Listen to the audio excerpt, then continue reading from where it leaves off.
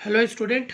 मैंने आप लोगों को बताया था कि ऑपरेशनल एम्पलीफायर में इनपुट ऑफसेट वोल्टेज होता है। सवाल ये उठता है कि इनपुट ऑफसेट वोल्टेज होता क्या है। तो यहाँ पे मैं एक सिंपल ऑपरेशनल एम्पलीफायर शो किया हूँ और यहाँ पे आउटपुट वोल्टेज को मैंने जीरो मेंशन किया है while I am applying VIOS, input offset voltage at non inverting terminal of the operational amplifier. तो मैं यहाँ पे बोल सकता हूँ to keep the output voltage zero we must apply some voltage across the input terminal of the operational amplifier. That voltage is nothing but input offset voltage. The major goal is what? हमारा major goal है output voltage को zero करना। ठीक है, ये तो एक simple configuration हो गया।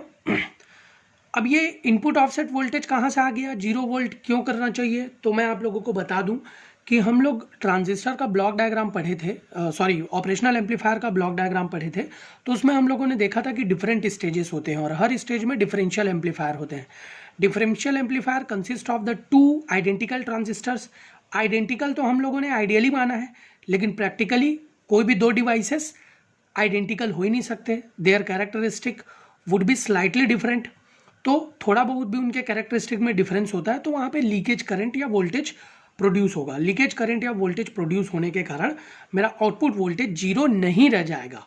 जैसा कि मैंने बताया कि डिफरेंशियल ट्रांजिस्टर इसके अंदर में रहेगा अलग अलग स्टेजेस में। ठीक है, और जब अगर कुछ लीकेज जनरेट होता है तो उस लीकेज को दूर करने के लिए इनपुट में मैं पॉजिटिव या नेगेटिव मैग्नीट्यूड का वोल्टेज जो है अप्लाई करता हूँ ताकि मेरा आउटपुट वोल्टेज जीरो रहे। अब ये हर मैन्युफैक्चरर के लिए, हर ऑपरेशनल एम्पलीफायर के लिए अलग अलग होता है। जैसे कि IC741 ये एक ऑपरेशनल एम्पलीफायर है। इस IC741 में जो maximum VIOS input offset voltage होता है वो 6 मिली वोल्ट होता है। दैट मीन्स सिंपली अगर एक टर्मिनल का वोल्टेज जीरो है तो डिफरेंस जो है दोनों टर्मिनल, इन्वर्टिंग और नॉन इन्वर्टिंग टर्मिनल का, वो 6 मिली वोल्ट होगा। तो यहाँ पे मैंने एक सर्किट डायग्राम शो किया है जिसमें इनपुट वोल्टेज को मैं जीरो माना हूँ। ठीक है, दोनों टर्मिनल के अक्रॉस। और ये जो टर्मिनल है, टर्मिनल A, इसके अक्रॉस का वोल्टेज VA है। मैं मान लेता हूँ कि इसी के अक्रॉस मैं कोई इनपुट ऑफसेट वोल्टेज अप्लाई करूँगा। ठीक है, तो जब मैं करंट मेजरमेंट करूँगा ये वाला, तो मेरा क्या हो जाएगा, V0 upon VA that is VIOS upon RF। ठीक है, तो VA मैं जान रहा हूँ कि ये वाले रजिस्टर के अक्रॉस का वोल्टेज होगा, तो VA इज इक्वल टू इसके अक्रॉस का करंट I इंटू R1। ठीक है, यही मेरा क्या होगा, VIOS। तो I is equal to VIOS upon R1। ठीक है, तो VIOS, ये I और ये I को मैं इक्वेट कर देता हूँ, तो VIOS अपॉन R1। तो VIOS मेरा क्या मिल जाएगा, V0 upon 1 plus RF upon R1। मतलब मेरा आउटपुट वोल्टेज किसके ऊपर डिपेंड कर रहा है, input offset voltage, feedback resistance and input resistance R1 के ऊपर। ठीक है, प्रॉब्लम यहां पे ये हो रहा है कि मेरा जो कितने अमाउंट का वोल्टेज, कितने मैग्नीट्यूड का वोल्टेज इनपुट में अप्लाई करना है और किस टर्मिनल के अक्रॉस करना है, दैट मीन्स इस इनपुट ऑफसेट वोल्टेज की पोलैरिटी और मैग्नीट्यूड ये फिक्स नहीं है। तो इसको फिक्स करने के लिए हम लोग एक कंपनसेटिंग नेटवर्क डिजाइन करते हैं। ठीक है, तो ये कंपनसेटिंग नेटवर्क कुछ इस तरीके का होता है। इसको मैं इनपुट ऑफसेट वोल्टेज कंपनसेशन बोलता हूँ। ठीक है, ये इनपुट ऑफसेट वोल्टेज कंपनसेशन मेरे इनपुट ऑफसेट वोल्टेज की पोलैरिटी और उसके मैग्नीट्यूड को डिसाइड करेगा। ठीक है, तो आप लोग यहाँ पे देख सकते हैं कि मैंने एक ऑपरेशनल एम्पलीफायर शो किया है। इस ऑपरेशनल एम्पलीफायर में डिफरेंट नंबर ऑफ पिन्स हैं। ठीक है, तो पिन नंबर 1 और 5 के अक्रॉस ये 10 किलो ओम का रेजिस्टेंस यहाँ पे मैं लगाया हूँ और आउटपुट वोल्टेज जीरो कंसीडर किया हूँ लोड रेजिस्टेंस के अक्रॉस। ठीक है, तो यहाँ पे मैं आपको बता दूं कि इस ये जो वाइपर है, वाइपर मतलब ये, इसको मैं मूव कर सकता हूँ 10 किलो ओम में। ये एक पोटेंशियोमीटर है, मतलब वेरिएबल रेजिस्टेंस की तरह वर्क करेगा। यहाँ पे मिनिमम होगा रेजिस्टेंस का वैल्यू, यहाँ पे मैक्सिमम होगा रेजिस्टेंस का वैल्यू।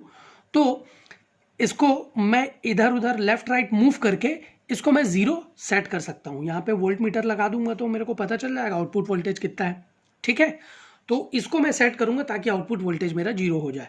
और इसको जब मैं सेट करूंगा तो इसको मैं इधर उधर लेफ्ट राइट मूव करूंगा। लेकिन जनरली क्या होगा, मान लो मेरा ये टर्मिनल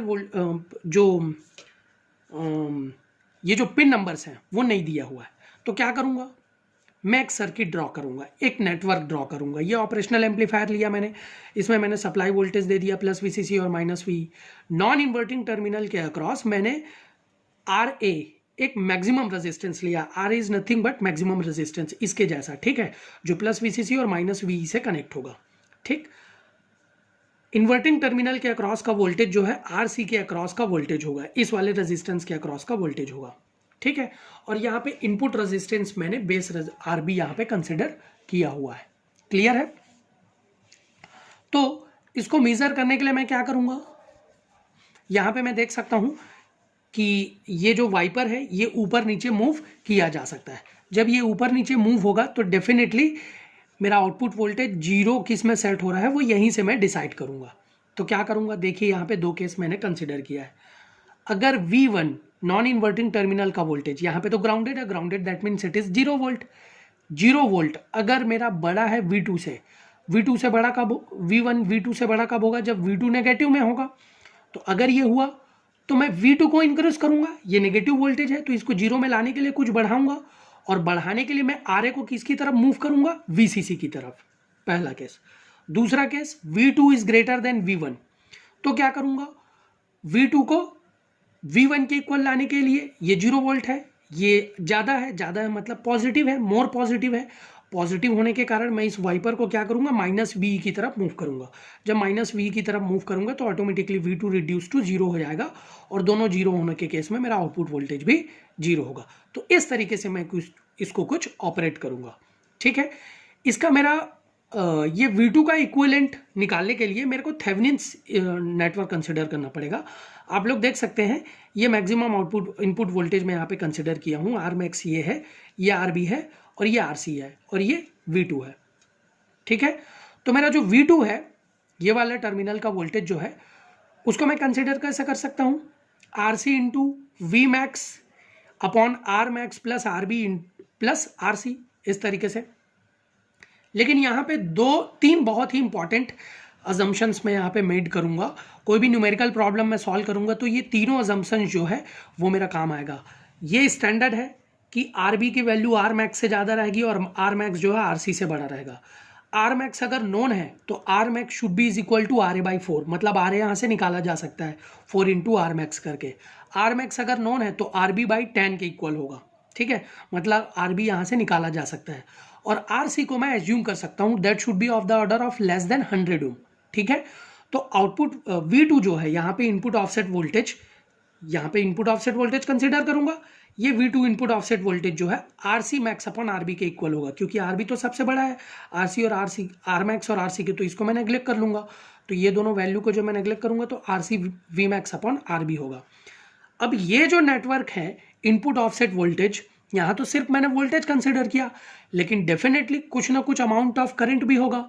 तो नेक्स्ट क्लास में हम लोग इनपुट बायस करंट देखेंगे, effect of input bias current. ठीक है, तब तक आप लोग इसको अच्छे से अंडरस्टैंड करिए। ये मेरा पिन नंबर है, पिन नंबर नहीं होने के केस में मैं ऐसा नेटवर्क ड्रॉ करता हूँ, और इस केस में मेरा इनपुट ऑफसेट वोल्टेज मैं निकालता हूँ। इनपुट ऑफसेट वोल्टेज के लिए ये RA और RB की वैल्यू कैसे चूज करूंगा वो यहाँ से मैं शो कर दिया।